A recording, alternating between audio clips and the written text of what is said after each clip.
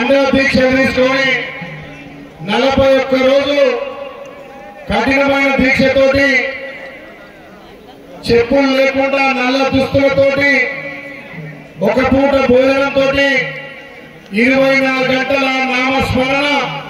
అయ్యప్ప నామస్మరణతోటి మా కుటుంబం బాగుండాలి, మా ప్రాంతం బాగుండాలి, మా రాష్ట్రం బాగుండాలి, హరిహర పుత్రుడు అయ్యప్ప ఆశీర్వాదంతో ప్రజలంతా సుఖ సంతోషాలు ఉండాలని చెప్పి మీరు చేస్తున్నటువంటి కఠిన దీక్ష చాలా అద్భుతం. ఏదైతే మనలో ఉన్నటువంటి కఠిన నియమాలు పాటిస్తూ 10 మందికి ఆదర్శంగా ఏదైతే శబరిమల ఉన్నటువంటి అయ్యప్పను